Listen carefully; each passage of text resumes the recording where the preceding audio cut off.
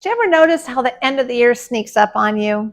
One minute you're still hanging on to summer, and the next you're staring at the calendar wondering, wait, did I take care of everything I need to financially this year? Or maybe you realize you have no idea how to get your finances to work the best for you in the coming year. I've been there. That's usually the moment I pull out my own year-end checklist. And let me tell you, what goes on that list really depends on whether you're still working or already retired. So today I'll walk you through both. By the end, you'll feel more organized, less stressed, and way more confident heading into the new year. And I'll share a couple of surprises that I've run into myself, the kind of things that totally changed how I handle money at the end of the year. Stick with me because one of them might just save you from a costly mistake. This is just the process that I use, the things that help me feel grounded as I wrap up each year. Take what fits your situation, skip what doesn't.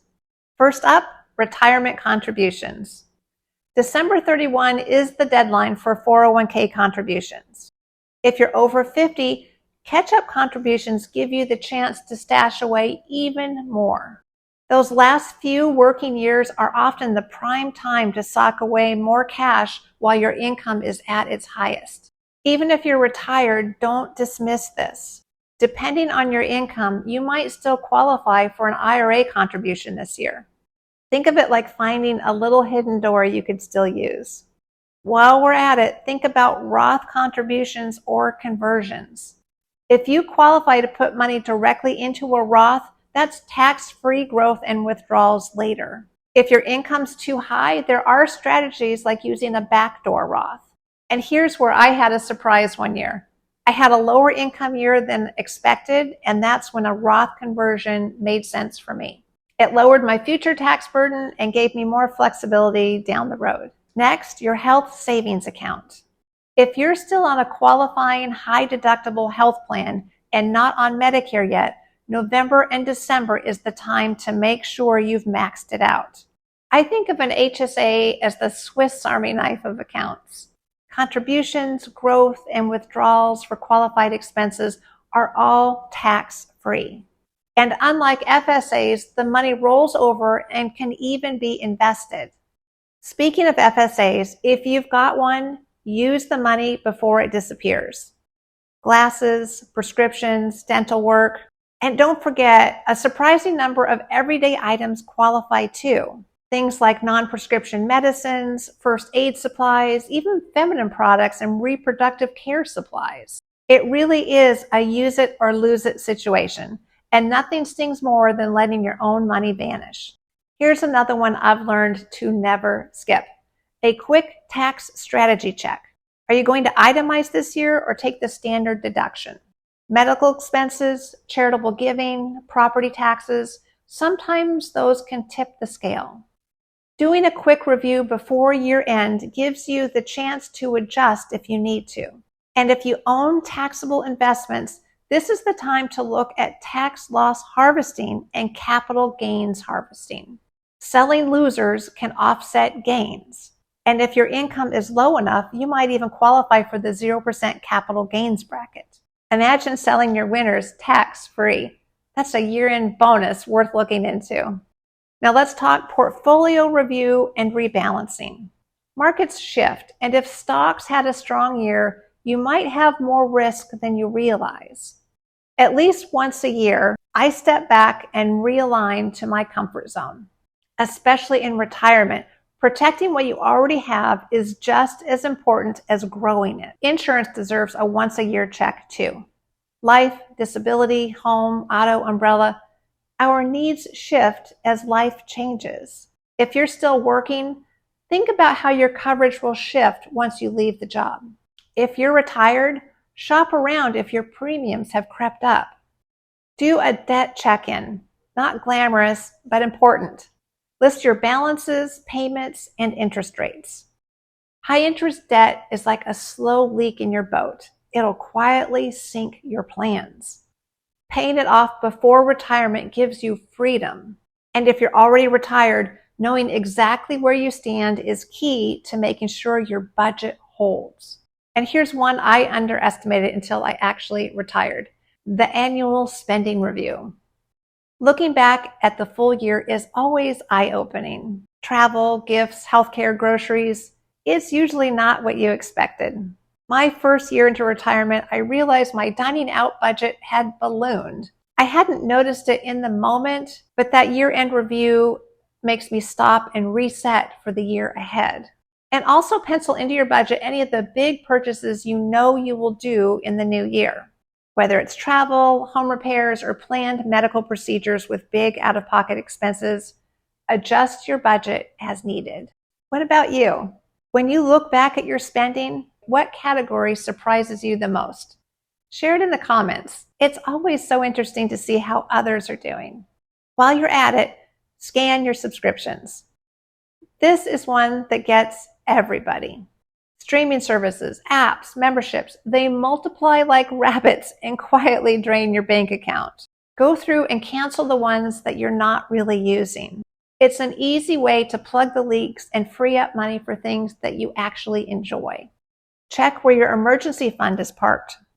Big banks may only be paying 0.1%, while high-yield accounts are often still paying 4% or more. That's easy money just sitting there waiting for you to make the switch. Now let's get into estate planning. Wills, powers of attorney, healthcare directives, beneficiary designations, they all need to be current. Outdated paperwork can cause massive headaches later. I also recommend creating a legacy binder. Think of it as a one-stop shop with your account details, balances, estate documents, and maybe even a video walkthrough for your family. It's not fun, but it's one of the most loving things that you can leave behind. Now let's pivot to the things that are unique once you're already retired. If you're on ACA insurance, open enrollment for 2026 coverage typically runs from November 1st through December in most states. To have your plan start January 1, you'll usually need to enroll or make changes by December 15. Double check your income before the year closes, because withdrawals from pre-tax accounts count as income, and going over your estimate could mean paying back part of your subsidy at tax time. Nobody wants that. If you're approaching 65, start thinking about Medicare about a year out. Your initial enrollment period lasts 7 months, starting 3 months before your 65th birthday. Missing it can mean lifelong penalties on certain parts. And here's what's shocked me when I dug in. Medicare isn't always free. Hospital coverage typically is, but most other coverage, it comes with premiums. The first enrollment window is also separate from the annual open enrollment period each October. It's confusing, it's the government, but it's worth sorting out early. And here's a detail many aren't aware of.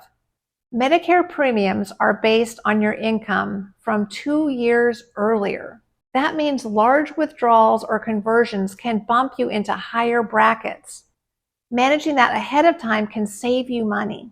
If you're still working at 65, check with your employer. Sometimes you can delay certain parts without penalty until you actually retire. Next up, required minimum distributions. They start at age 73 and sooner if you've inherited an IRA. Now let's talk about gifting. The annual gift tax exclusion lets you give a set amount to each person each year without paperwork. A lot of people love seeing the impact now, helping with tuition, a down payment, or just giving someone breathing room in their budget. And if you're 70 and a half or older, you can give directly from your IRA to charity. It counts towards your RMD, but doesn't raise your taxable income. That one feels good both financially and emotionally. Finally, your investment plan. Retirement usually means shifting from all-out growth to a mix of income and preservation. Dividend stocks, CDs, bonds, they start playing a bigger role. But here's the thing. Don't give up on growth entirely. Retirement can last 20, 30 years or more, and your money needs to last with you. That's the full checklist. No matter where you are, working, almost retired, or already there, walking through the list helps you finish the year strong. For me, it brings clarity, confidence, and a sense of peace heading into the new year.